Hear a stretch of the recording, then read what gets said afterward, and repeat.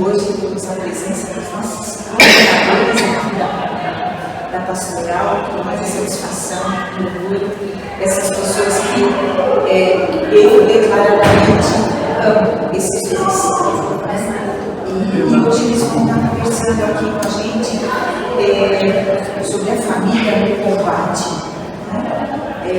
Isso é uma coisa que a gente vive no cotidiano. E principalmente Ricardo e Roseli, com a bagagem que eles têm, vão passar isso para a gente.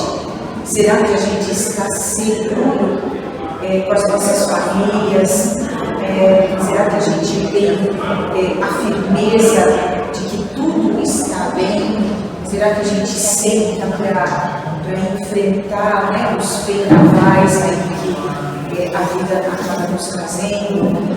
Então, esse vamos apresentar, os pais aqui apresentados, Ricardo e Roseli, para a gente aprender um pouco mais sobre a nossa família e a gente saber lidar com essa luta diária, esse combate, porque o inimigo está à solta. Uma boa palestra para nós, aprendizado para nós. E eu gostaria de pedir que vocês se levantassem por gentileza. Vamos fazer uma oração para que Deus realmente ilumine mais estes dois. Ave Maria, cheia de graça, o Senhor é convosco. Bendita sois vós entre as mulheres, bendito é o fruto do vosso ventre, Jesus. Santa Maria, Mãe de Deus, rogai por nós, pecadores, agora e na hora de nossa morte. Amém.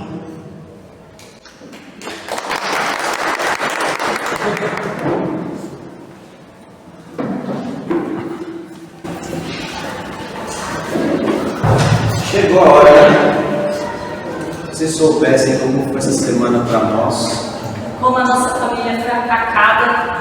Essa semana foi, assim, fora normal, tanto para mim, quanto para o e pressão, inimigo, mas estamos aqui, graças a Deus chegou a hora de falar sobre isso. Então, o tema foi bem forte, né? Será que a nossa família está realmente segura?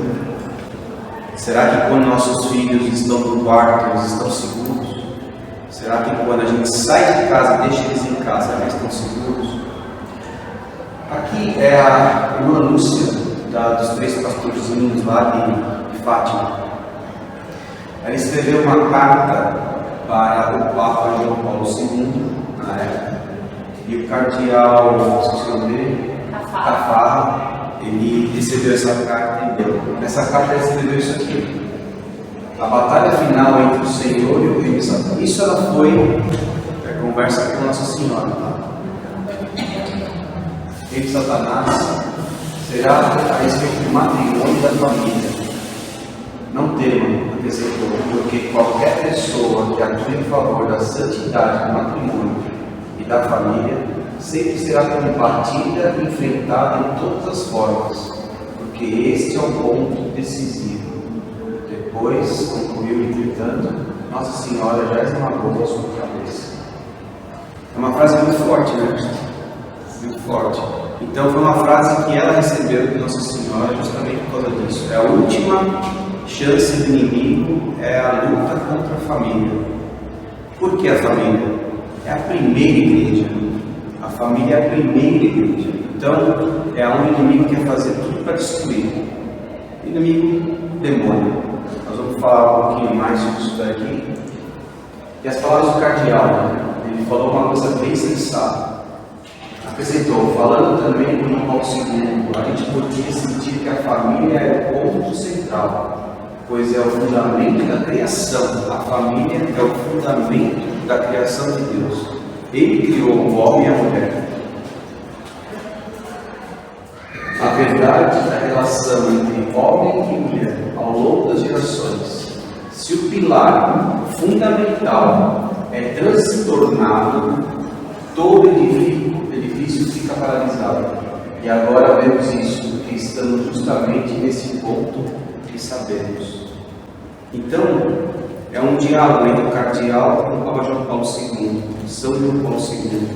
Então, naquela época, eles já estavam vendo justamente isso, que nós já estamos precisando e sabemos que é o ponto do desafio. Nós vamos, essa palestra vai ser uma palestra assim, nós vamos passar alguns números para vocês sentirem o que está acontecendo hoje com as famílias, com os jovens, com as crianças e com os adultos. Com as crianças, isso é o pior de tudo. Mas só frisando, né? Então a gente vai falar aqui de vários ataques que a família vem sofrendo. Mas, voltando lá no primeiro slide, né? Então, Nossa Senhora já esmagou a sua cabeça, então a vitória já é nossa. Então a gente não pode se desesperar diante de tantos ataques, de tantas investidas e falar, nossa, agora não tem mais o que fazer. Então é melhor não formar família, né? É melhor não ter filhos, porque o negócio está muito difícil, está muito ruim. Então a gente tem que ter muito isso em mente. Mas claro, a gente precisa se informar, saber o que está acontecendo, porque se a gente não conhece o inimigo, como é que a gente vai lutar contra ele? Né? Contra tudo aquilo que tem sido feito e ameaçado às nossas famílias, os nossos filhos, os nossos casamentos. Justamente. E matrimônio e filhos. Ninguém mais quer casar. Se você perceber hoje, as pessoas, ninguém mais quer casar. O que o pessoal faz? Ajunta e aquela frase, se percebe ser válido. Então, hoje, a maioria das pessoas que a gente encontra no nosso encontro de noivos, que o pessoal da nossa familiar aqui deve tomar conta, é justamente isso. 90% das pessoas que já moram juntas. Graças a Deus estão procurando agora o sacramento do matrimônio, mas muitos, é isso, né? Pense aí, cada um na sua realidade. Né? Da época dos nossos avós, todo mundo se casava, uma coisa normal, não é? Até assim, era um problema a moça, assim, que depois dos 20 já ficava preocupada, né? Vai ficar com a titia, né? Era mal vista, era uma coisa assim preocupante. E hoje já não. Então foram incutindo nas nossas cabeças que o quê? Não, a mulher, ela precisa se formar, ela não precisa, ela não tem que depender de homem, né? A minha filha está aqui rindo, porque a minha sogra, ela fala muito isso, na minha casa tem também esse embate, né? Porque ela era muito submissa no sentido ruim, né? Onde assim a mulher não tinha muita voz naquela época, naquela geração, muitas vezes. E ela fala, não filhinha, você não tem que se preocupar de namorar, você tem que se formar e pensar na sua carreira. E eu falo, não filhinha, você precisa pensar em formar uma família, porque o tempo não espera, a gente tem um relógio biológico.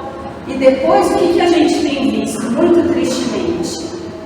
Que muitas famílias depois querem ter filhos e não conseguem, porque passou da data de validade, não é? Quantas pessoas te conhecem dessa gente?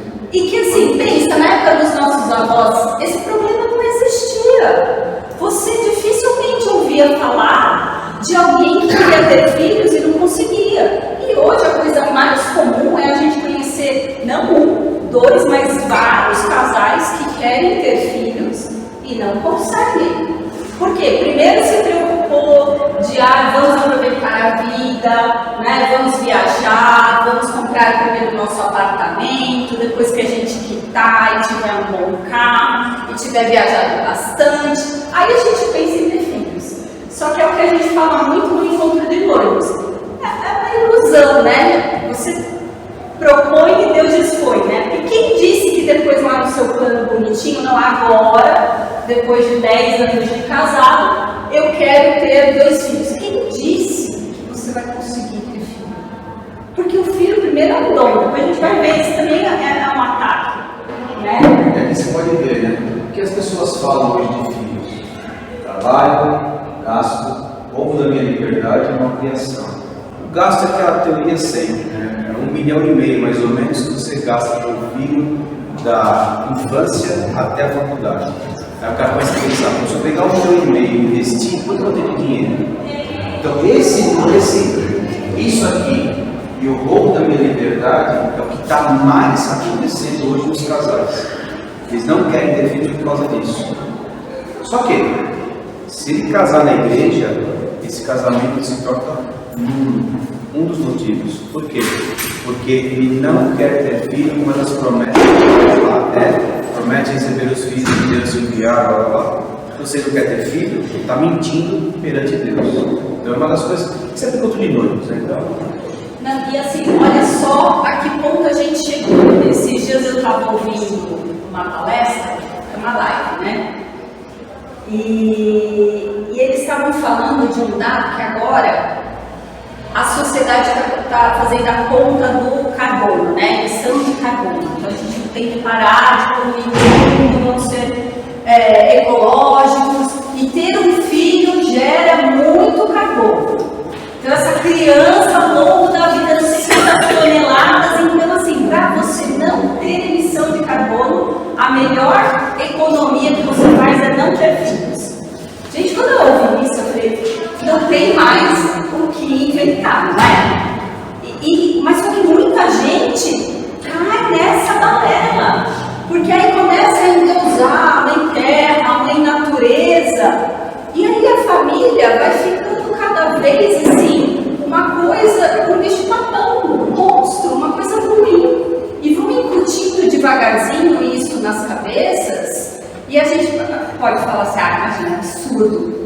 Quantas coisas que no tempo dos nossos avós a gente falou, não, isso nunca ia acontecer, e hoje é normal, é comum. Os valores estão distorcidos. Então hoje o pessoal é individualismo, foco excessivo no eu, em detrimento da família. Muitas vezes nós mesmos pensamos no eu e não na família. Então ouça que isso está ficando cada vez mais forte na sociedade. O materialismo, o consumismo, a valorização de bens materiais em cima do relacionamento. Então, ao invés da pessoa desejar ter a família do lado, gastar dinheiro com a família do lado, ele prefere dar dinheiro para comprar um carro, comprar um apartamento não sei aonde, comprar uma casa na praia. Então, estão tirando o foco do gasto com a família junta para se separar.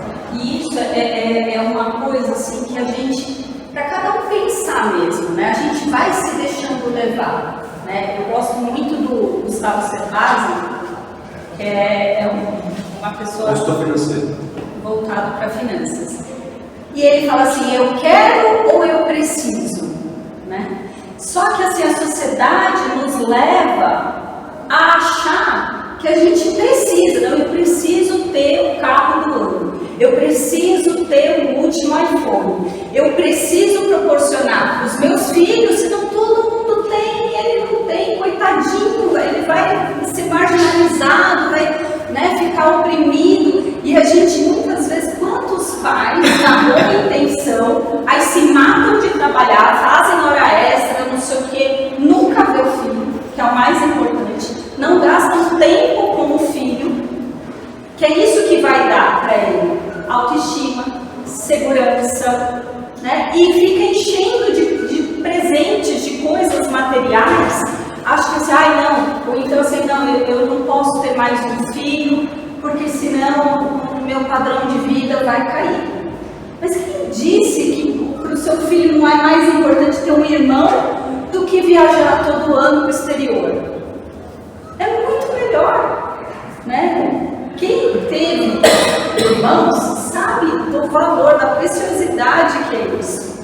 Como a criança cresce. Ela não precisa de um brinquedo, muitas vezes, ela precisa de um irmão. Ela precisa de alguém que dê atenção, que brinque com ela, que gaste tempo com ela. Hedonismo. Direito de ser feliz a qualquer custo. Hoje a pergunta que a gente mais ouve, não, é meu direito ser feliz. Só que quando a gente casa, nasce uma família, O pessoal fala assim, você quer casar para quê? Para ser feliz? Para fazer outro feliz? Não. Eu tenho que casar porque eu amo a minha esposa e eu quero ser canal da graça para ela ir para o céu. E ela, a mesma coisa comigo. Mais do que querer, é um dever, né? Assim, Deus depois vai cobrar a gente isso. O que você fez, Roseli, para levar o seu marido para o céu? O que você fez para levar os seus filhos para o céu? Deus vai cobrar da gente. Essa é a nossa principal missão. E a pior de tudo que eu vejo, né, a cultura do descarte. Divórcio, abandono de vulnerável, idoso, aborto e eutanásia. Países que já estão aprovando a eutanásia. Países que já estão aprovando que a pessoa deseja morrer e ela ser assassinada. Tá ficando louco o negócio, entendeu? Então, isso é o pior das coisas que eu vejo. Não, tinha um país que depois eles tiraram que deu muito problema, né? Tinha tipo, sabe, maquininha de refrigerante, assim? Você vai lá.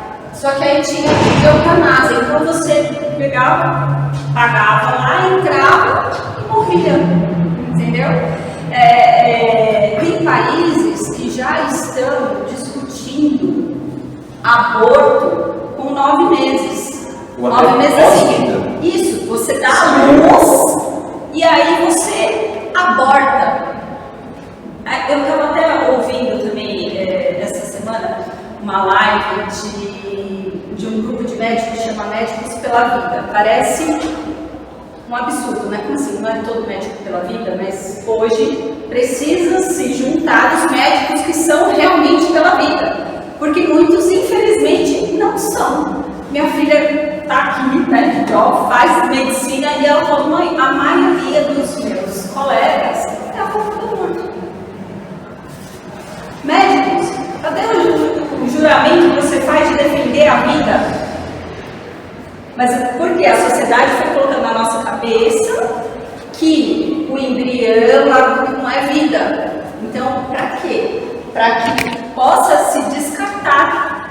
E aí, nessa live tinha um filósofo e ele trazia, né, que desde a antiguidade era muito comum e a gente ficava chocado, horrorizado, porque se fazia muitos sacrifícios humanos, principalmente de crianças.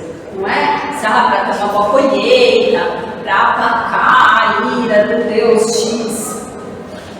E a gente achava isso um absurdo. Só que hoje não é um absurdo os milhões de abortos que acontecem. Né? E a gente tem muita gente defendendo meu corpo, minhas regras. Quando na verdade todos sabem que é outro corpo, é outra vida. Então, quer dizer, a mãe pode assassinar o seu filho dentro do ventre e tem mulheres que chegam a cometer mais de 20 abortos. A gente está numa sociedade, num mundo que, assim, é muito preocupante. A gente precisa realmente fazer essas reflexões, orientar os nossos filhos e assumir a nossa responsabilidade, sabe? Como um papel de protagonista para mudar essa realidade.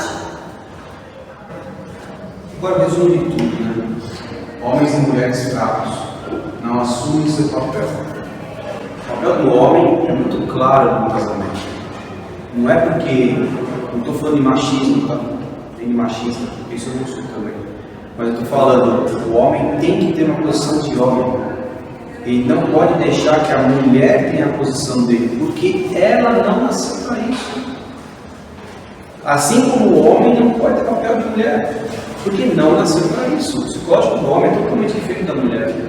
Então, só que hoje está se trocando muito isso aqui, porque o homem não assume o papel dele, a mulher sente necessidade daquela função, ela acumula o papel de mulher e de homem e ela explode, ela espana. Então isso é muito grave, essa parte. Aí gera o quê? Gera as brigas. E justamente esse desenho aqui, tá vendo? Justamente a mulher faz o quê? Separa.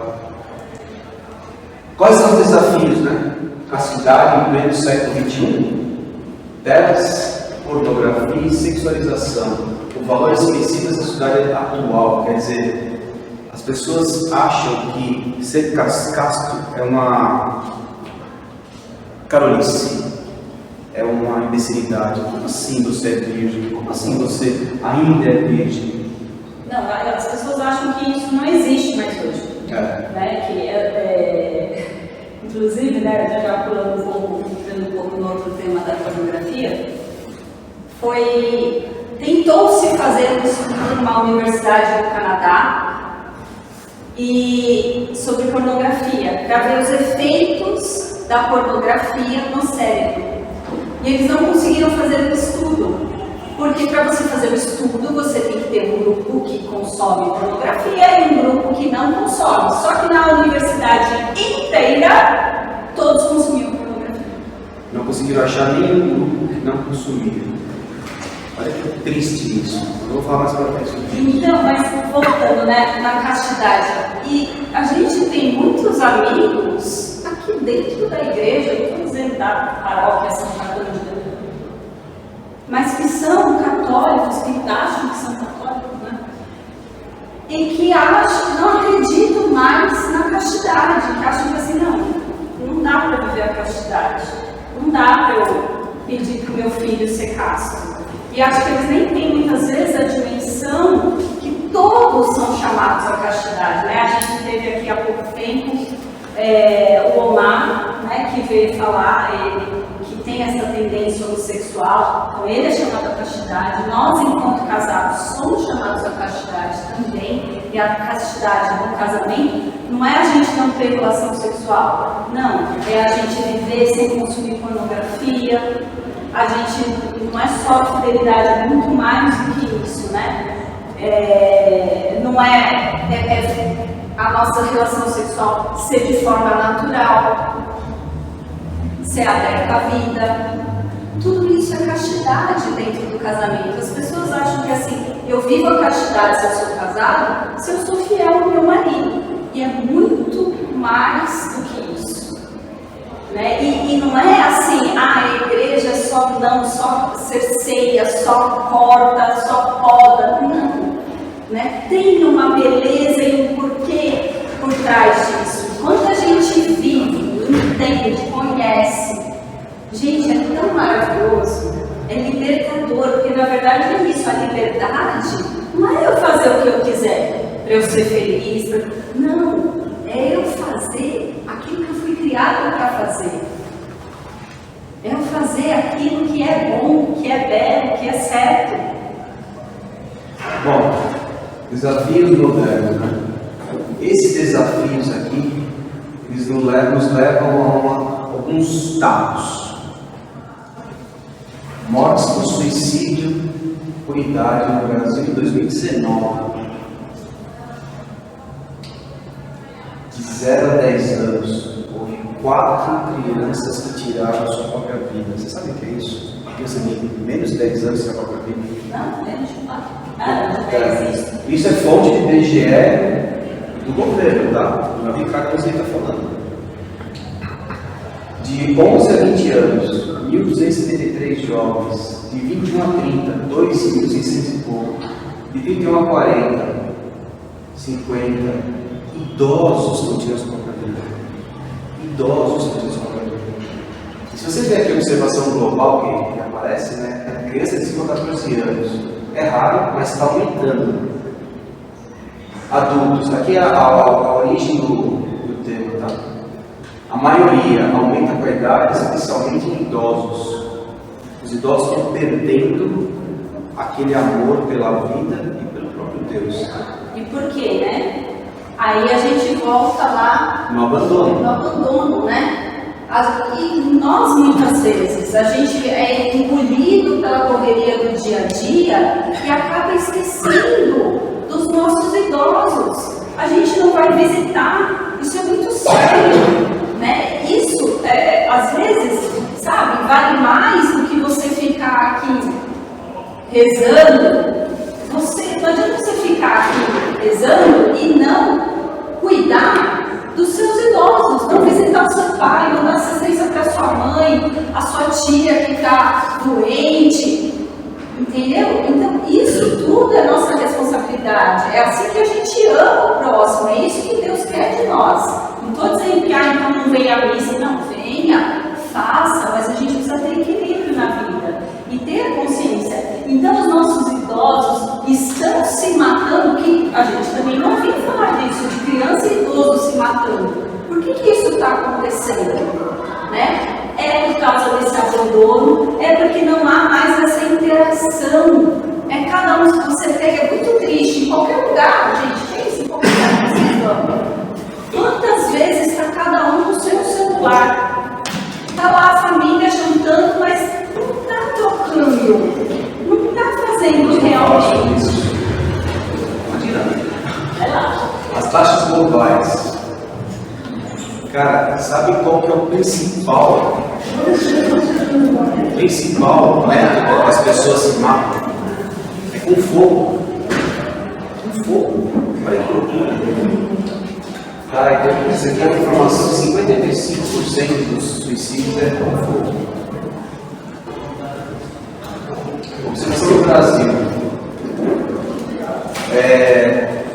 Crianças de 5 a 10 anos é baixo, mas cresce, maior na região nordeste e norte.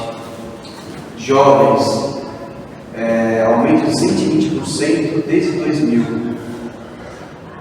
Adultos, a maioria dos casos, a taxa é mais alta em idosos, aumento na região mais pobre. Qual que é o tipo de suicídio que o pessoal faz?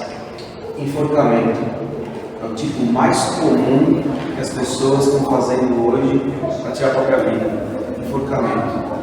Sabe o que é você comprar a corda, amarrar a corda, subir e se soltar? Como está a cabeça dessa pessoa? Como está a fé dessa pessoa? Então são dados, pessoal, que é muito importante. Então aqui tem até a fonte que eu peguei, a médica.com também. Dessas informações que acontecem no nosso país. No nosso país. E aí uma coisa legal, assim, como a gente, né, tem muitas frentes aqui para lidar, são muitos ataques à família, a gente trouxe, há um tempo atrás, um padre que é especializado em suicídio, nesse estudo, e aí está no nosso canal, da Pastoral Familiar, né? É Pastoral Familiar. Só conversa no YouTube.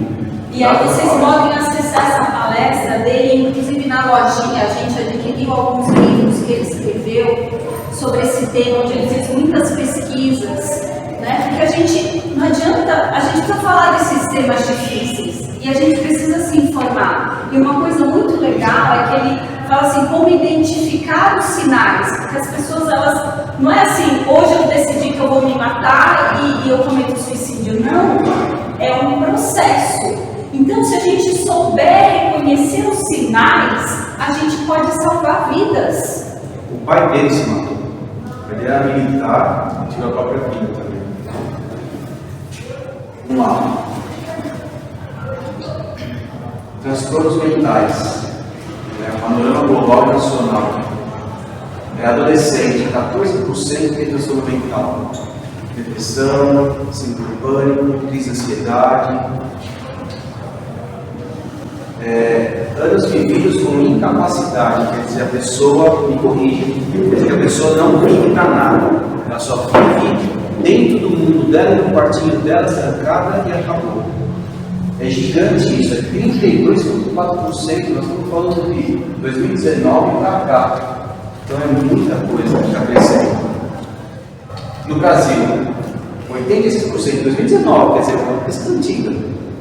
Os brasileiros relataram algum transtorno mental, ansiedade, com 63% de depressão severa, 59% de estresse e severa. Depressão severa é 9%, estresse severo é 17%. 470 mil afastamentos do trabalho mentais, o maior em 10 anos. Os brasileiros com transtorno mental, 86% dos brasileiros têm transtorno mental. Cara, olha isso. Eu sou um, tá? Você está aqui na estatística. Aqui no meio. Aqui, ó, ansiedade. Ansiedade severa, 63%. Depressão severa, 59%. Então veja como está a nossa nação. Dá para exigir alguma coisa? E uma coisa leva a outra, né? Porque quando você tem toda essa opressão, depressão, ansiedade, aí parece a propaganda aqui dos chips, lembra? Os mais antigos vão lembrar de fresquinho, porque ele aprende mais. É uma coisa leva a outra. Então, o uso excessivo das telas gera ansiedade. E aí, isso gera suicídio. O afastamento. Então, uma coisa puxa a outra. E aí a gente vai ladeira abaixo. Se a gente não começar a mudar hoje, a gente precisa ter coragem de assim, não vou dar celular para criança. A criança não tem que ter celular. Aqui, ó. Impactos da criança e adolescente em comportamento. Relatório de agosto de 24. Isso é mais novo. Impacto da pornografia em crianças e adolescentes, incluindo atitudes sexuais permissivas e agressão sexual. Violência sexual. O estudo de 25 de julho agora investiga o efeito moderador da pornografia violenta, concluindo que aumenta o risco de perpetração da violência sexual, especialmente em homens. Quer dizer, isso, o homem vendo a pornografia aumenta o quê? A violência dele. Isso é estudo recente, é novo, 25. Então veja como está a situação. Você tem a tela te traz necessidade de mais ver a tela. Quanto mais tela, menos contato com o pessoal, com as pessoas, com a família, mais sozinho vai ficando, mais sozinho ficando com depressão, e mais sozinho tinha a própria vida. É uma sequência. Por exemplo, né, tem um estudo que fala que um dos motivos, né, da busca da pornografia é a questão da ansiedade, do estresse. Então, muitas pessoas, né, a maioria são os homens que buscam a pornografia, mas o Brasil, as mulheres estão em primeiro lugar, as que mais consomem pornografia no mundo. Né? Não é algo que era pra gente ficar feliz, né? Tá o primeiro, só nisso que a gente está em primeiro lugar, que tristeza. A pornografia, bom, quem fez o curso meu vai rever a palestra. A pornografia é assim, nós temos a dopamina no corpo, certo? A dopamina é o hormônio da felicidade, você ficar com êxtase e tal. Quando você vê uma pornografia, aquela quantidade de dopamina quase aumenta 100%, muito mais 100%, quase 1000%. Então, se for um número genético, se é 40, passa 400. Só que o nosso cérebro não foi feito para ter esse bombardeio de dopamina. Então, o que começa a fazer? As sinapses começam a se fechar, se protegendo. E com isso, a gente vai ficando cada vez mais, não vou falar as palavras do padre Paulo Ricardo, mas a gente vai ficando cada vez mais sem inteligência. Por quê? A gente não vai não conseguir mais ter atenção, não focar mais nas coisas. Então, isso aqui é muito importante. E isso é o que gera escalada, né? Porque então se fecham alguns receptores neurais, então aquilo que eu via e que me dava prazer, agora já não me dá mais tanto prazer. Então eu preciso de alguma coisa mais power. Então aí vai escalonando, isso vai crescendo e chega nessa questão da violência sexual. Porque aí começa a ver uma coisa basiquinha e vai até um pouquinho lá no começo, para você era inaceitável, era nojenta, e aí você começa já a pensar nessa possibilidade. Entendeu? É uma lógica clara. Começa a ver homem com mulher, aí você fala assim, pô, e se eu ver um homem com duas mulheres? E se eu ver duas mulheres, três mulheres com um homem? E se eu ver o contrário? Peraí, e se eu ver duas mulheres? E se eu ver dois homens? E se eu ver um adulto vestido de criança? E se eu ver um adulto com uma criança? E aí você já não Se quer mais eu for fazer. atrás disso fisicamente, é uma escala. Aí você já começa, você já não quer mais ver, você, não, por que eu não posso fazer? E aí você já sente assim, sei lá, o cara vê uma criança e já sente um desejo, entendeu? E aí isso leva ao crime, à da doença sexual. E perceba que aqui, ó, a estatística de 2025 mostra que 98% das deepfakes online são pornográficos. Quer dizer, é aquela propagandinha que você fala, pô, isso aqui é legal, quando você vai olhar, tem pornografia no meio. O aumento de 550% desde 2019, afetando diversas demografias, quer dizer, qualquer classe social em qualquer lugar do Brasil. Então não é só pobres, ricos, sem cultura, com cultura, crianças, jovens. As crianças do Brasil são expostas à pornografia a partir dos 8 anos. 8 anos. Você acha que seu filho nunca viu nada, né? A gente teve aqui na catequese uma mãe que ela veio falar para nós. Ela falou, nossa, eu acho que tinha 8 anos o filho dela. Ela falou, na escola, um coleguinha foi e mostrou um vídeo.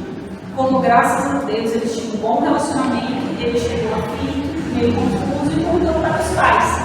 Mas já foi exposto. Aquilo já criou.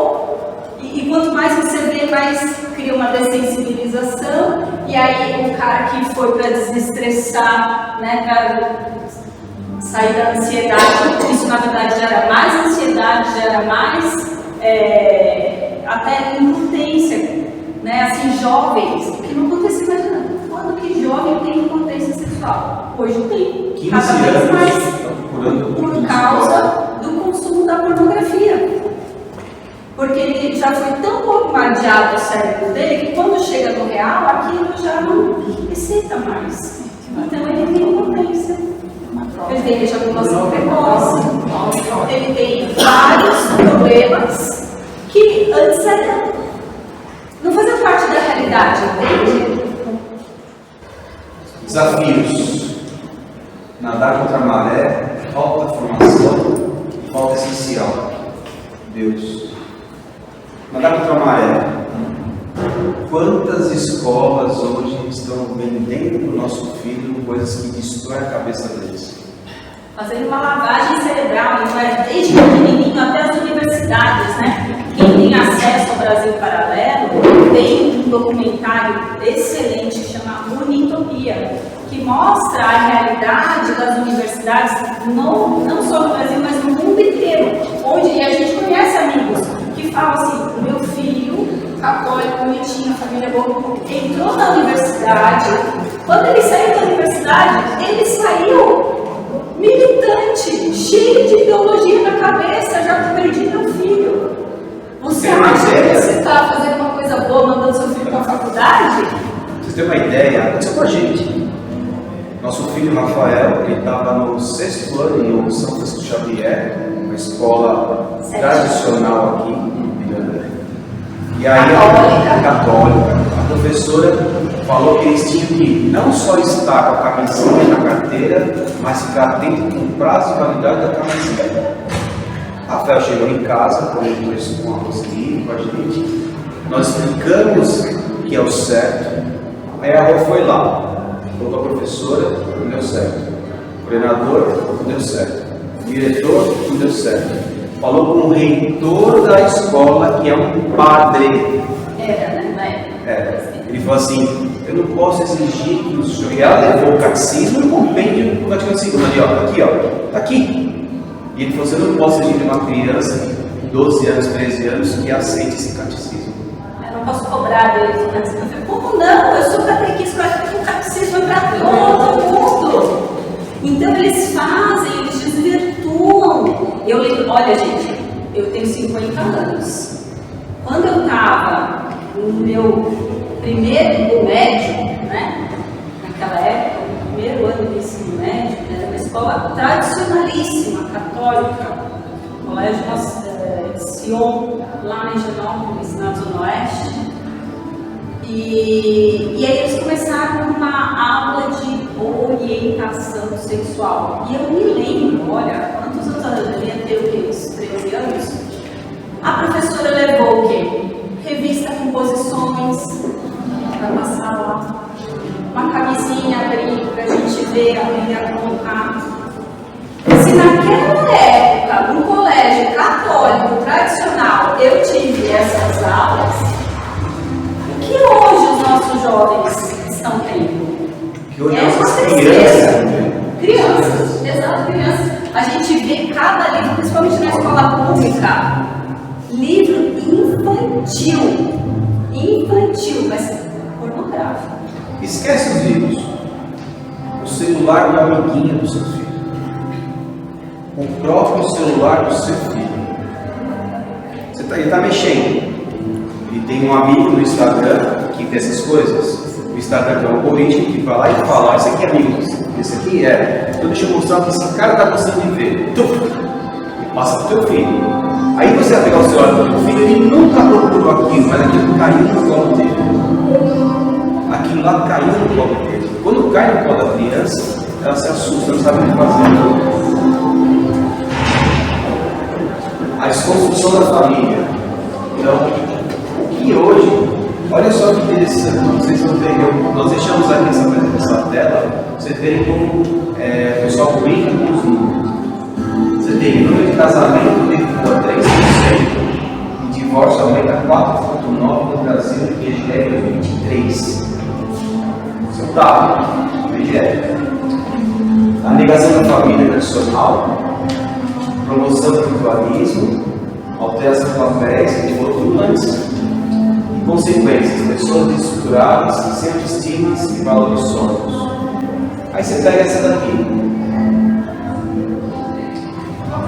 IBGE 2023. Para cada 100 casos de casamento, ocorreram cerca de 47 divórcios no Brasil. Casamentos em queda, 940 registros, 1000 registros, e redução de 3% em relação a 22%. Eles ficam brincando com os dados, falam lá que reduziu tanto, aumentou tanto. E você vai ver que a alta do divórcio é 444 mil registros em 2023, aumento de 4,9% em relação a 2022. Estamos falando de datas agora. Não, e uma coisa assim, que quando meu marido estava fazendo essa apresentação, eu falei para ele: mas você percebeu que os próprios dados não casam? Então é isso, hoje a gente precisa desconfiar dos dados, porque eles falam pra gente uma coisa. Eu estava até falando com um padre lá no colégio, há umas 2 semanas atrás.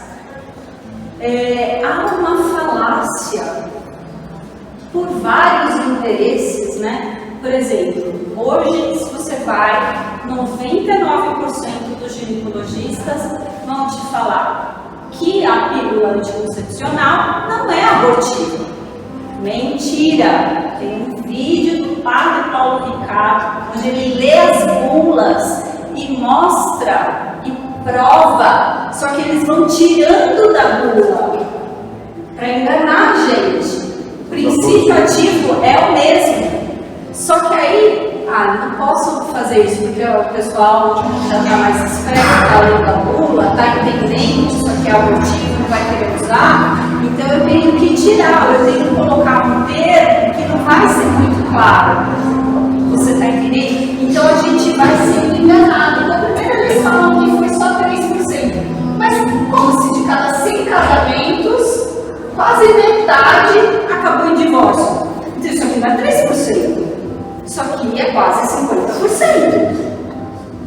E é o que a gente sabe que, na realidade, é o que acontece. A grande maioria não quer casar, não quer ter filhos, prefere ter um pet, ser pai de pet, mãe de pet, né? Porque filho da gasta, do trabalho, tudo aquilo que a gente falou. Ou a maioria também assim, chega no primeiro problema, não vale a pena porque vai lá no organismo. Eu preciso ser feliz.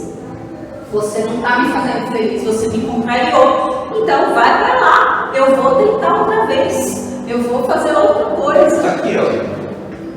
Quase 50% acontece em menos de 10 anos de casamento. Por quê? Porque não viveram o modo correto que é desenvolver o relacionamento. A igreja é sábia. Namoro, noivado, casamento. No namoro, a gente sempre fala para os noivos, né? Abre bem os 2 olhos. Noivado, abre bem os 2 olhos para conhecer a pessoa que está relacionando, entender a pessoa, saber o que ela quer no futuro, saber o que ela não quer. Depois que casou, fecha um ou os dois. Fecha um ou os dois. Então, se os jovens viverem o certo, que é amor, noivado, casamento, com castidade em todas as fases. Isso no casamento o quê? Isso aqui vai reduzir muito mais e vai ter casamentos com 10, 20, 30, 40 anos que vai se perdurar. E se a gente não voltar naqueles problemas, né, no individualismo, no hedonismo, que fazem com que o quê? Ah, não, se eu preciso ser feliz e você não está me fazendo feliz, então tchau. Né? E o tchau, muitas vezes, né, principalmente o homem, quando ele deixa a mulher, quantas vezes ele deixa também os filhos? A gente fala que não tem esse pai mesmo, mas na prática, quantas vezes tem anual abandono dos vulneráveis? Quantos casos a gente conhece quando a mulher tem, o casal, porque a mulher não faz nada sozinho, né? Um filho precisa de dois, do pai e da mãe. O casal tem um filho que tem alguma condição especial, a grande maioria dos homens abandona esta família. Abandona. A mãe é mais difícil de abandonar o seu filho. Seja ele preso, quando está lá, quem que vai visitar o preso? É o pai que vai? Se a mulher está presa, o cônjuge vai? Não. Quem vai? A mãe. A mãe. Só que ela sozinha não dá conta de fazer o papel. Aquela inversão de papéis lá de trás. Percebam que tudo tem uma ligação no começo que nós falamos. Mudança na percepção de filhos. O Brasil registrou o menor número de nascimentos em quase 50 anos. Quase 50 anos, o menor índice de nascimento de crianças é agora. Filhos é visto como trabalho excessivo e demanda de tempo e energia, gasto financeiro, incompatível com outros objetivos materiais, limitação da liberdade, restrição de projetos pessoais, consequências, pessoas desestruturadas, sem autoestima e com dificuldade de formar vínculos saudáveis. Então, as próprias pessoas que não querem ter filho, ela acaba ficando desse jeito, sem autoestima, sem dificuldade. Por quê? Porque ela vive o hedonismo dela, ela é importante, ela tem que ser feliz. Só que ela não vai ser feliz o tempo inteiro.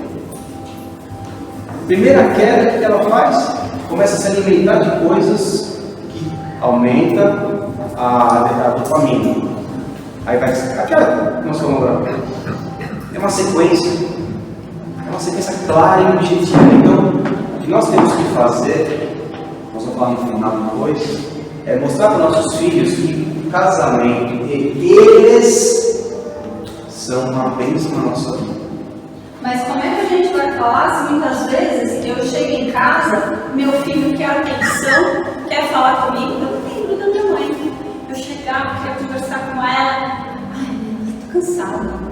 E ela não dava atenção, né? E quantas vezes a gente faz isso? Quantas vezes a gente hoje tem essa mentalidade, até pouco tempo a gente tinha essa mentalidade de achar que assim, nossa, através do quarto filho, você é louca, você não tem TV em casa, né? Que responsabilidade, não é? A gente tem essa mentalidade antinatalista que foi sendo imposta para nós e a gente não se deu conta que a gente foi se deixando levar, que o filho não é mais uma bênção, que o filho dá trabalho, que o filho cerceia.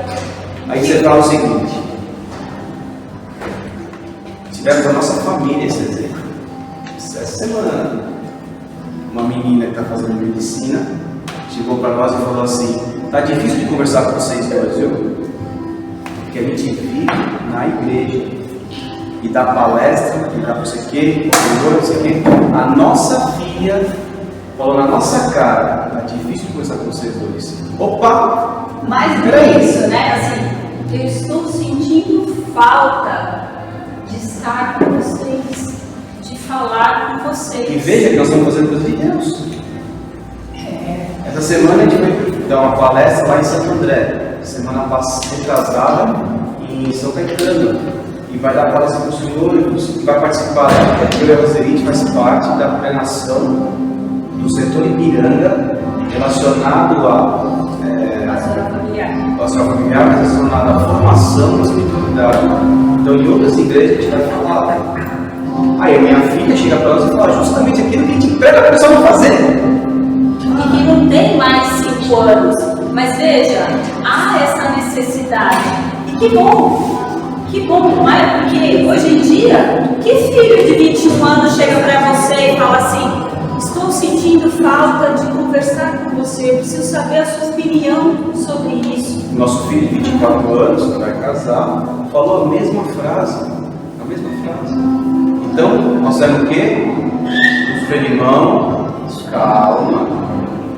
Deus ele sabe o que nós estamos fazendo, então vamos olhar agora para a nossa família.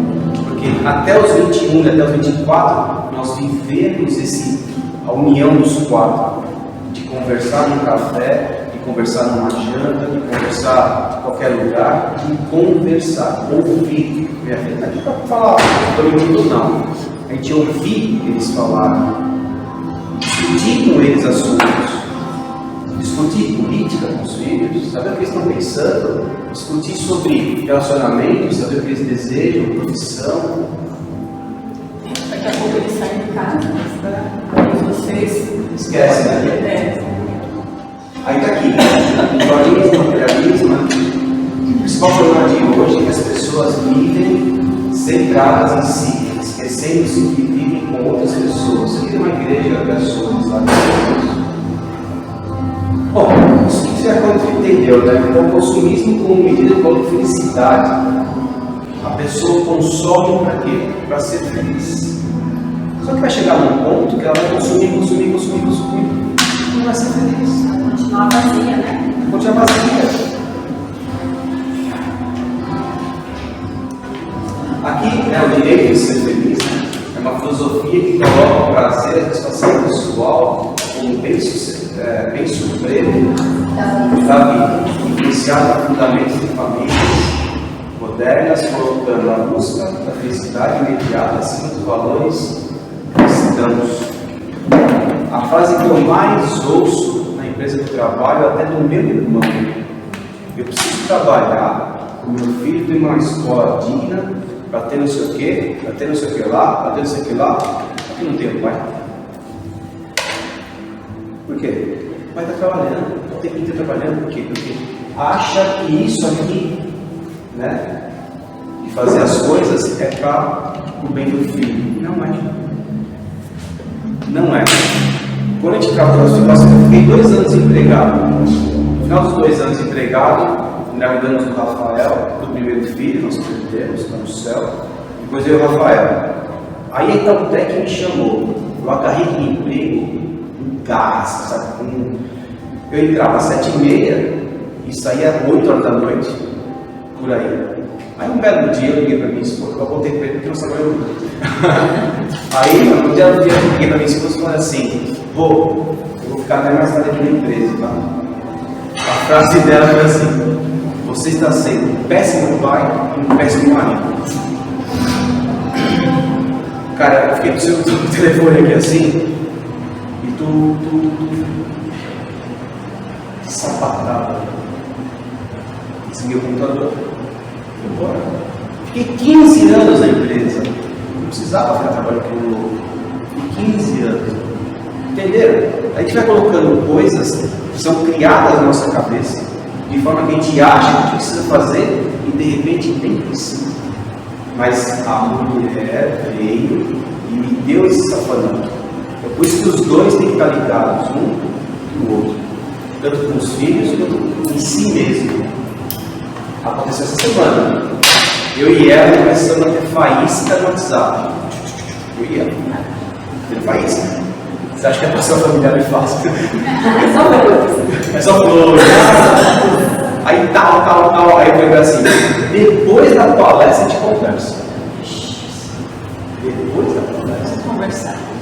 Entendeu? Por quê? Eu quero também um sinal claro, que era assim, foram muitas investidas no Marinho. Chegou uma hora que assim, eu comecei a rir, eu falei, nossa, dá uma disfarçada aí, né? Porque tá A gente ridículo. não está discutindo no WhatsApp.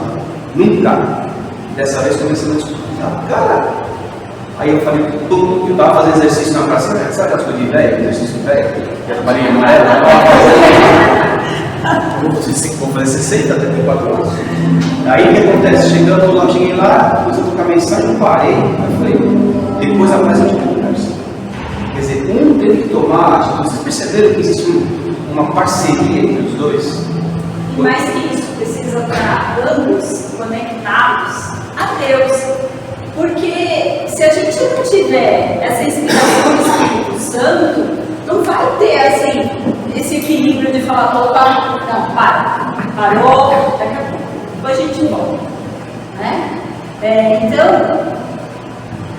é Deus que tem que ser a base da nossa família, de tudo. Porque senão a gente não aguenta, é muito ataque, é muita coisa, a gente é fraco. A cultura de descarte, né? Divórcio, tempo médio, casamento, que a gente falou, né? 16, 10 anos, caiu para os 13,8. O aborto, a vida é descartada, o abandono de vulneráveis, né? Os idosos, eutanásia. Essa mentalidade de descarte contraria os princípios cristãos do valor da vida humana, da fidelidade e da composição familiar.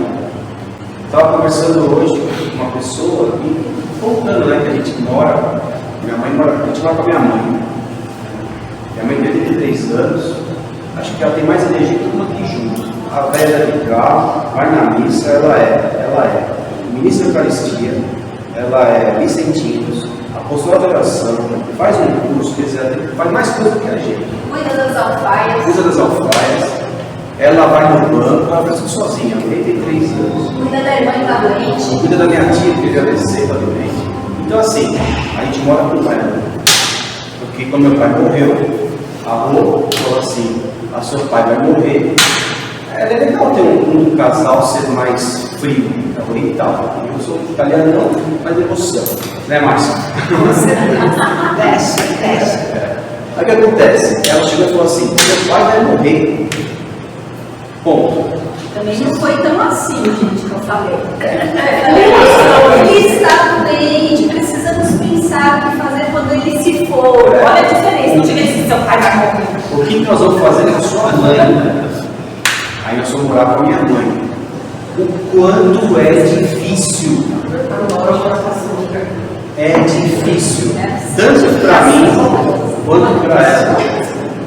Como é difícil. Para ele também é difícil. Mais do que o abandono dos vulneráveis. Ela é minha mãe, ela é sogra da Roseli. E se não é sogra do carro, também vai morar com a gente. Vai ficar doidinha. Eu sou duas vezes doida. Na minha família está cheio de casos, viu? Se eu falo para ele, ó, você já não está casando enganado, não adianta querer me internar, porque você prometeu na alegria, na tristeza, na saúde e na doença. Você vai ter que cuidar de mim quando eu ficar velha, crica e gaga. Tá muito bom, né, filho?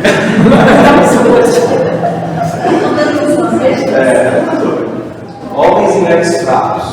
A crise na referência masculina feminina levada à geração insegura, porque o homem não está sendo o homem. E vou falar uma coisa para vocês. Assim, o homem tem que ser homem, não sei o que lá. Eu e a Roseli, quando a gente casou, eu tomava conta da parte financeira. No primeiro ano, nós fomos 6 vezes para o SPC, em bancos diferentes. E não porque não tivesse dinheiro, porque esquecia. Eu sei pagar. Não é mais. Aí eu cheguei em casa um dia, aí ela falou assim, ela mandou a carta da Caixa Econômica assim para mim. Ela falou, eu quero me separar. Eu falei, opa, somos católicos, calma, né? Grupo de oração, né? Escolheu lá, calma. O que aconteceu? Eu não quero isso para mim. A minha vida inteira foi assim com meu pai, eu não quero isso para mim. Aí nós sentamos e falei, o que nós vamos fazer então? Aí ela falou, eu falei para ela, então você toma conta do dinheiro. Eu fui homem de aceitar uma fraqueza minha e passar para ela essa tarefa. Quando eu falo tomar conta do dinheiro, pessoal, é sério. Na Itautec que estava trabalhando, o pessoal, vamos no shopping da tua pé, porque lá tinha refeitório na Itautec. Vamos no shopping comer? Pera aí, pessoal. Vou. Dá pra comer no shopping? E o pessoal tirando sarro na minha cara. Mas quanto você vai gastar? Uns R$30. Putz, não dá. Pode ser o mês que vem? Pessoal, mês que vem. Acabou.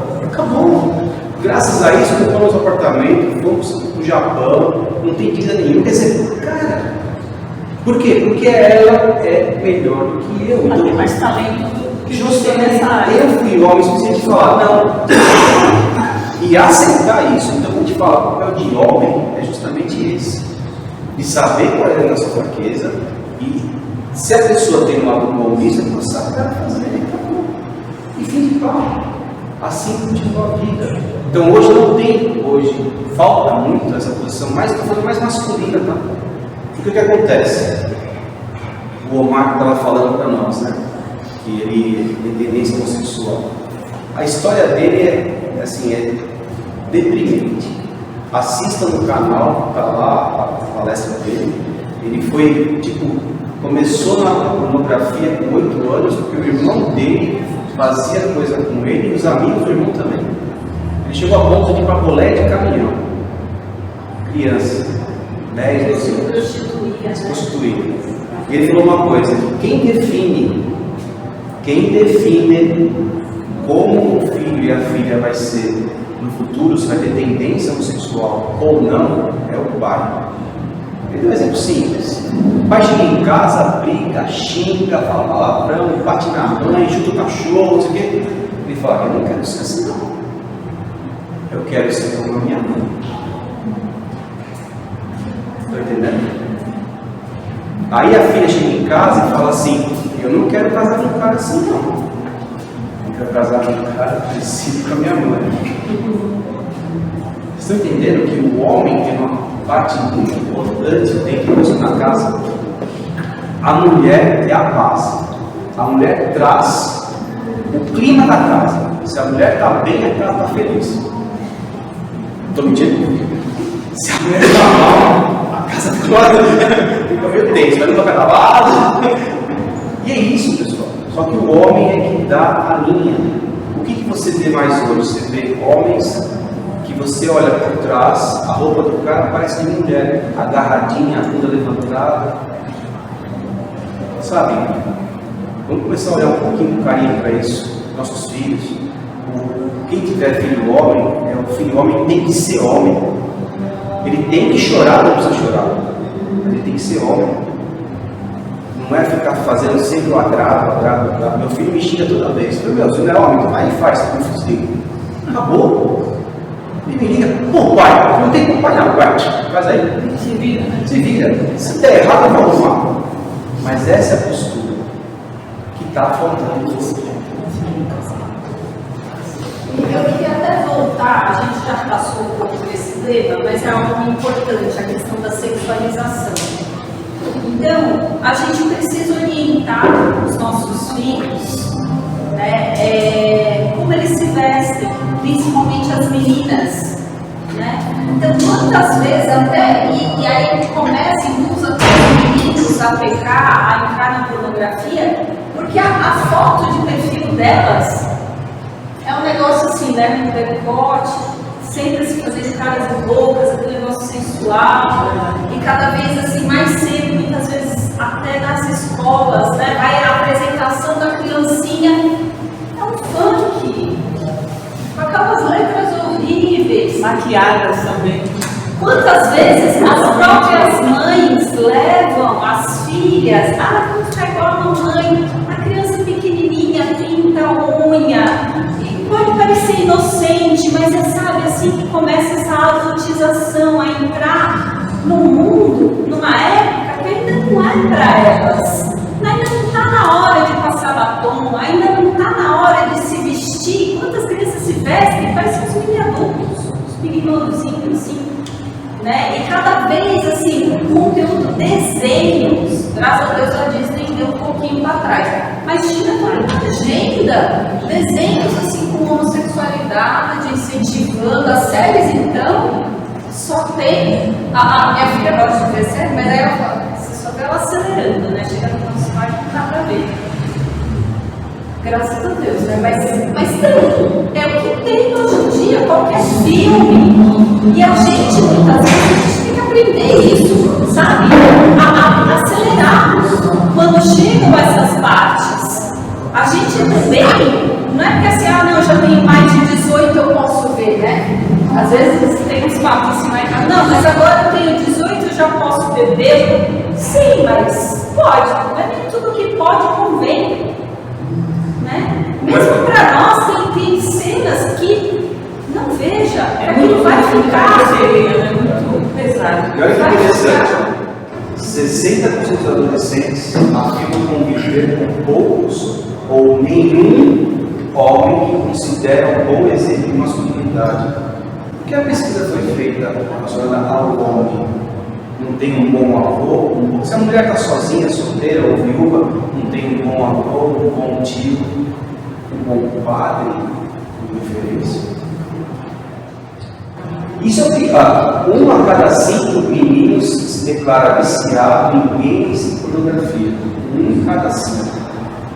Influenciadores digitais como referência, 14% dos adolescentes, 14%.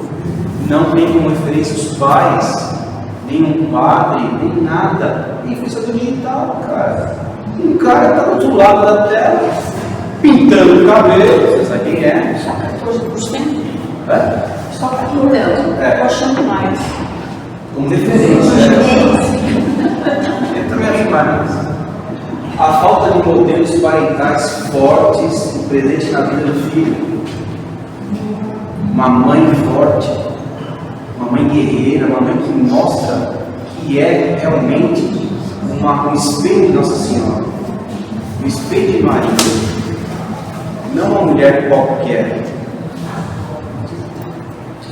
O meio de assumir responsabilidade e compromisso cuidadoso, quer dizer, quando você tem filhos fracos, eles têm medo disso, responsabilidade.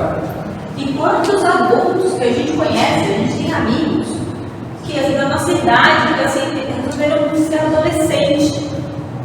Sabe, não, eu vou curtir a vida, o que importa é eu ser feliz. E abandona a mulher, os filhos, e vai para a night, vai para a condição elite. Porque custa você gastar tempo com o seu filho, custa você gastar tempo com o seu marido, não é que a gente casa e aí agora vai virar uma baranga. Não, eu tenho que, sabe, cuidar, conquistar todos os dias o meu marido, não é? Então a gente precisa se ligar dessas coisas, porque aí depois ele vai trabalhar e a mulher que está lá do lado dele trabalhando não é uma balança. Ela se cuida. E depois, quando a gente perde os nossos maridos, a gente vai chorar e vai achar que a culpa é dele. Será que a gente está fazendo a nossa parte também? Não, tem que ser digna, né? Sempre. Se comportar em qualquer idade, qualquer situação, em qualquer. Isso, cara. E não pode descuidar ambos, né? Olha que interessante, quando eu era adolescente, isso em 1850, então eu preferia, olha que louco, eu preferia olhar da praia para as meninas que estavam de blusinha aqui e shortinho do que uma que estivesse aqui. Olha que interessante, adolescente, e eu fui putanheiro, até o extremo. Adolescente, eu preferia olhar para a menina daqui vestida, de jeitinho, do que uma menina de biquíni. Por quê? Porque ela me trazia a curiosidade. Como será aquela menina? A sutileza é boa, né? É uma coisa essa. Quer dizer, ficar mais baixo, pior ainda. Brigas e conflitos familiares, falta de comunicação, empatia, aceitação de papéis. Conflitos familiares constante aumenta em 70% o risco de problemas emocionais dos filhos. 70%. Os pais que acham que briga se acertando, não, porque ela está destruindo seus filhos. Eu sou um reflexo disso. Meu pai e a mãe pegavam o pau direto. Meu pai estava falando, eu estava na cara dela uma vez. Todo aniversário tinha lá em casa, todo aniversário do meu irmão, dele, da minha mãe, meu, o cachorro, tomava um tapa na cara. Na frente de todo mundo, namorado, quem fosse. Esse era o clima que eu vivia. Sou rebelde? Não. Brigado? Não. Saí? Não. Porque tinha Deus, tem Deus na vida. Mesmo fazendo as besteiras, mas a base foi muito bem feita pela minha mãe na fé. A base que me fez manter uma linha. Quando saía, o Espírito Santo vinha e falava, vem cá, saía para cá. Eu ficava mais saindo do que voltando, eu ficava para cá. Entendeu? Papel mal definido dentro do lar, gera confusão, isso não tem poder. Quer dizer, o pai quer ser mãe e a mãe quer ser pai. A criança está confusa. Ela não sabe quem é. Ela não sabe que aquele lá é meu exemplo de homem, aquela lá é meu exemplo de mulher. Ponto. Uma vez a gente estava na sala assistindo televisão, eu e a avó, e estava o Rafa e a Gi na cozinha conversando. O Rafa nem conhecia a linha ainda. Aí o Rafael falou assim: quando eu tinha uma namorada, eu quero que ela seja parecida com a mãe. Não fisicamente, mas como a vozeria é. E ela falou: quando eu tiver uma namorada, eu quero que seja parecida com o papai. Eles têm uma referência clara. Claro, nós somos the best? Não. É porque a vida vai levando a gente vai tomando atitudes que eles vão falar assim: isso dá certo, isso deu certo. Agora, se o pai e a mãe ficam se tretando toda hora, que tem um amigo meu, esse mesmo, que é um adolescente aí também, vai na academia, o pai ele estava brigando com a mãe, ele brigando com a esposa, aí a esposa falava uma coisa, ficava de costas, ele fazia careta para a mãe e os filhos vêm. Qual o respeito, cara? Qual o respeito que os filhos vão ter com a mãe? Isso que é muito importante, papel mal definido, falta de diálogo, tempo de qualidade. Se não tiver tempo de qualidade, entenda aí o que eu vou falar. Tem que ter mais tempo, menos as crianças ficam no celular ou nas telas. Só que, quando tiver esses tempos curtos, que seja de qualidade. Nós vamos tomar café. A Roseli, quando chegava no trabalho, eu estava de home office, a Gi no cursinho, o Rafa estava desempregado. Ela chegava na porta e falava: café. Os 3 desciam e ficavam os 4 tomando café. Conversando. Isso é um tempo de qualidade. A gente pegava aquele período que podia se encontrar todos e fazia ser um tempo de qualidade. É fácil fazer isso? Não. Demorou muito para fazer isso. Processo para chegar nesse ponto. Mas tem que ter esse approach, esse chegar com os filhos. Entenda, não é ser amigo. Uma vez eu falei para a Gi e o Rafael, eles estavam aprontando isso aqui, eu catei os dois e falei: eu não sou amigo de vocês, eu sou pai. Da mesma forma que eu tiro meu pulmão, meu coração, rim, fígado para salvar a sua vida, eu quero de retorno e respeito. Tá claro? Aí os dois tiveram uma chave assim. Caraca, vem meu pai. Tá claro isso? Não tem que ser amiguinho de filho, porque amigo da droga, da bebida, amigo chega para a filha com 12, 13 anos e dá uma cerveja para molhar o dedo, dá uma batida para molhar o dedo. Você está cultivando um vício no seu filho. Não tem que ser amigo, tem que ser pai e irmão. Uso excessivo de celulares, momentos familiares, prejudica a comunicação real. Você vê famílias ao jantando, cada um no seu celular. Exemplos negativos transmitidos dos pais para filhos criam ciclos de conflito que se perpetuam nas gerações. Então o filho acha que tem que fazer uma coisa, perpetua, e vai passando. Então tem que quebrar esse ciclo na gente, em nós. A cacidade do século XXI, né? 21,6% dos meninos e adolescentes brasileiros declaram viciados em pornografia. distorce a visão sobre o relacionamento.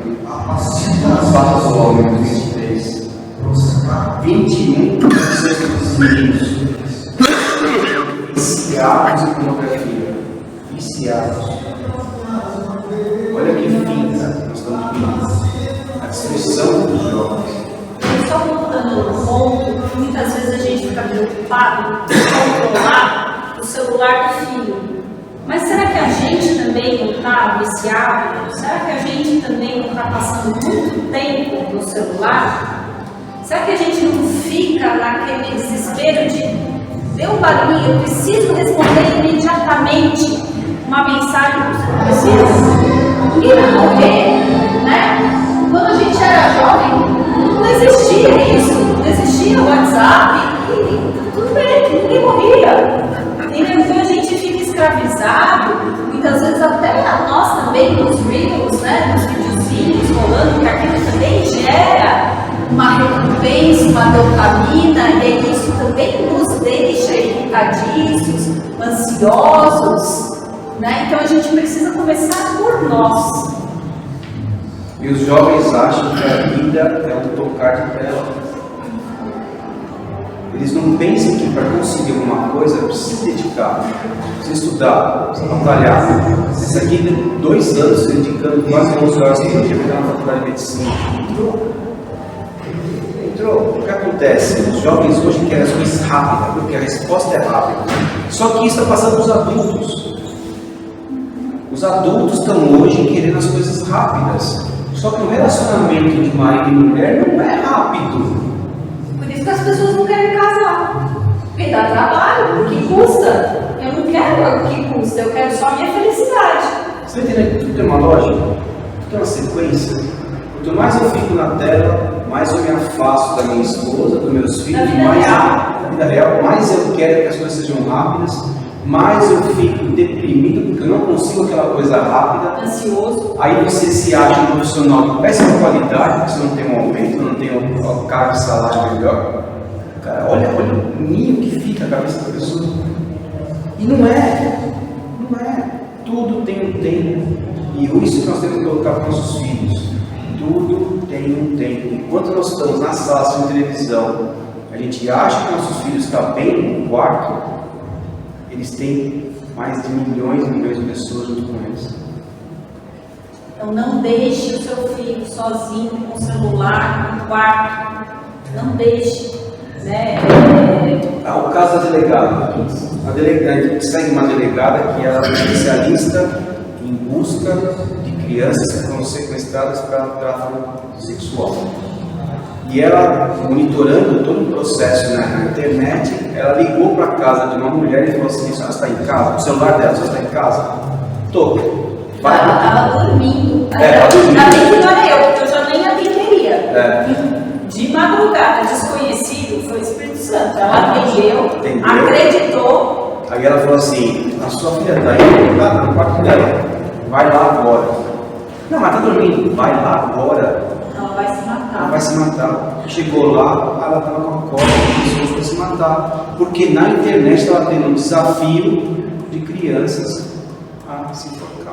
Hoje existem pessoas que pagam para entrar em salas onde outros doentes, né, vão aliciando, chantageando crianças, né, vão se passando por amigos e depois começam a ameaçar e tal. Era o caso dessa menina. E aí ele foi, abriu essa sala onde ela ia, as pessoas pagavam para assistir um suicídio ao vivo. Existe isso hoje, gente. Isso foi em Belo Horizonte, há pouco tempo. Então, onde as pessoas pagam para ver o outro lá se automutilando. E essas pessoas são obrigadas a fazer isso. Essas crianças, os nossos filhos. Você está dormindo, por isso aquela foto que a gente colocou no começo, você está dormindo, você acha que estamos todos em casa seguros, não é? Meu filho está aqui, você acha que ele está dormindo, você acha que está tudo bem, está aqui em casa, não é? Eu sei onde ele está. Não, você não sabe. Você acha que ele está lá, ele está com o mundo lá dentro. Sabe o que está aumentando no mundo? Páginas de OnlyFans de crianças de 13 a 15 anos. O que é o OnlyFans? Uma página que você cria e você habilita a câmera ou não, baseado em pagamento. Então a criança vai lá, cadastra o PayPal, por exemplo, aí o cara vai lá e deposita no PayPal $3. Ela abre a câmera para ela ver a criança nua. De 13 a 15 anos. Você quer ver só o custo? O custo é tanto. Você quer ver mais coisa? É tanto. Isso chama OnlyFans. Isso se chama pornografia. E nós estamos vendo isso em crianças de 13 a 15 anos. Elas estão entrando nesse mundo porque querem, porque não tem uma referência de pai. Porque os famosos fazem isso. E aí é aquele que segue, lembra lá os influenciadores digitais? Então são os modelos. É aquele que eu gosto no show, como é que ele se veste, como é que é, então eu vou fazer igual. Então quais são as referências hoje dos nossos filhos? Sabe que a gente sabe, muitas vezes, ontem estava tendo lá no colégio uma palestra, né, da diretoria de formação dos pais. E aí ela falava isso, das ideologias modernas, e ela falava quantas vezes a gente não leva os nossos filhos no show da Taylor Swift. Eu gosto da Taylor Swift, das músicas, confesso, né? Mas vai ver como ela se veste. E se é uma adolescente que não tem uma consciência muito bem formada, qual que é o modelo? Como é que ela vai crescer? Qual a influência? Entende? Ela vai olhar para a mãe cansada, 3 filhos, ela olha para a Taylor Swift e fala, mãe, eu quero ser igual a ela. Mas o pior é que hoje, muitas mães também, como é que se vestem? Querem se vestir igual a Taylor Swift também. Motivo. Né? Ela Uma faz um mensagem, show, esquece a apresentaçãozinha. Péssima. Então, está complicado. E olha que interessante aqui, ó. Formação de valores cristãos, os jovens, ajuda a jovens a ter com autocontrole e discernimento nas decisões afetivas. Família com forte formação religiosa oferece melhores ferramentas para que os filhos resistam. Ninguém está falando que eles vão ficar numa bolha, mas que eles resistam às pressões sociais. Por quê?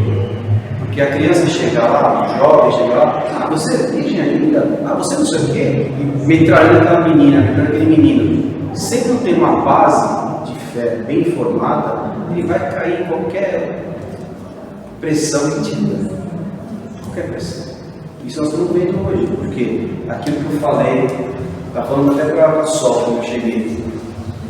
Hoje, o problema, o pessoal fala, a adolescência está uma porcaria, os jovens são uma porcaria.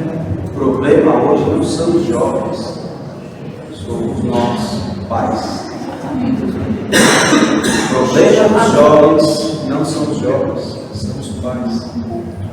Os pais que não dão essa base para o filho, os pais que não se dedicam para os filhos, os pais que não estão olhando para os filhos. Olhando é olhar nos olhos, é você olhar para o teu filho nos olhos do que ele está sentindo.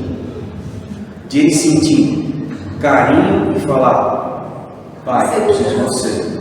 Tem um estudo que falou, um estudo muito interessante assim, que 49% das meninas, aonde o pai vai ser a última voz que ela ouve no dia, ela consegue ter uma referência do que é ser um homem de loucura. Então, boa noite, Egídio, com Deus. A última voz que ela ouve é a minha. Eu tento. Mas é isso, que vai dando base para ela, dando força, dando sentir, pô, realmente alguém me ama. Meu pai me ama. Um homem me ama. E aí você vai começar a ser a referência disso. O impacto das telas. 40% dos adolescentes brasileiros se declaram viciados em celulares. 88% das crianças e adolescentes brasileiros têm perfis nas redes sociais. Criança tem um perfil na rede social. O que essa pessoa vai mostrar? Vai brincar, vai enfiar a cara no chão, vai machucar o joelho, vai desligar. 88%. Mesmo quando estão todos juntos fisicamente, cada um está imerso em sua própria tela. 18,7% dos jovens se declaram viciados em pornografia e 21% em jogos digitais. Eu acho que é mais. A exposição de conteúdos inadequados, 60% das crianças e adolescentes já receberam conteúdo sexual online. Através de música, chega lá uma coisa sexual. Através do seguinte, chega lá uma coisa sexual.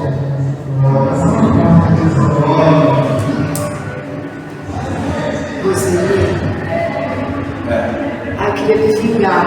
Ela levanta assim para parar de falar. Boa, Márcia. Porque no curso de liderança ela dá 2 palestras. Aí ela está falando, está empolgada, a Roselina está por aqui, uns 10 minutos. A Márcia nem olha assim. Mas é um assunto muito. Não, extenso demais. Ó, a apresentação oficial que eu montei tem 49 páginas. Tem muito mais coisa. Só que a Roselina, você está louco, qual isso daí? Bom, tá aqui, ó. Minhas respostas, uma para ser meninos, adolescentes, recebem material escolar online, pedido de ajuda. 46% dos meninos gostariam de ajuda para se livrar do vício. 46% vai atrás e fala, me ajuda. Olha que loucura. Influência externa, né, já sabe isso aqui. Sociais, a escola, a porcaria, os amigos, 24 anos dos adolescentes consideram influência digital, 14%. Já falou já. Aqui, o essencial da fala. São mulheres que falaram, sem Deus, tudo é permitido. Uma frase forte, pequena, mas forte. Sem Deus, tudo é permitido. Valores cristãos, como amor, perdão, sacrifício, compromisso, fortalece relações familiares. Adoração em família com uma união, paz, capacidade de superar a dificuldade juntos. A oração em família, pessoal,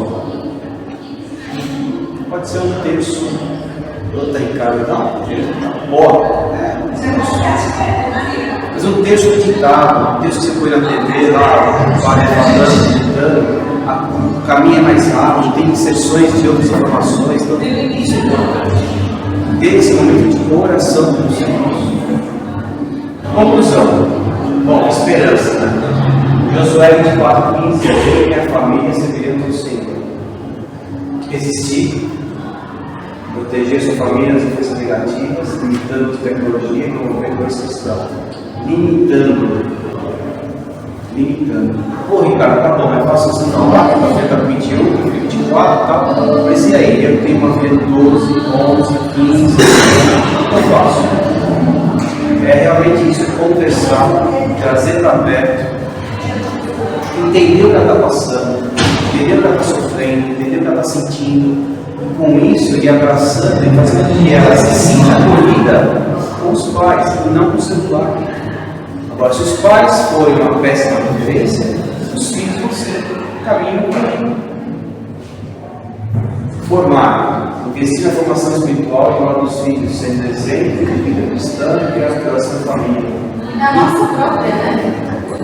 Se a gente não se forma, como é que a gente vai passar isso para as crianças? Se você não estuda, como é que você vai falar que Deus é bom? Se você não sabe o que está escrito na Bíblia, se você não estuda uma palestra, uma palestra com um padre, ou até com os patetas do Nil e a Roseli aqui, como é que você vai saber dessas coisas? A formação dos pais é muito importante. É muito importante. Isso é testemunho vivo, né? Então isso aqui é importante, isso é testemunho vivo. Isso é uma coisa que a gente tem que fazer ao máximo. É porque não adianta falar e não fazer, né? Aquilo que todos os pais falam, né? O que converte não são 1000 palavras, sim testemunho. É você olhar para aquela pessoa e falar, pô, tá certo. Exemplo. Isso aí tá certo. Não adianta eu falar pro meu filho, não fica horas e horas no celular, se eu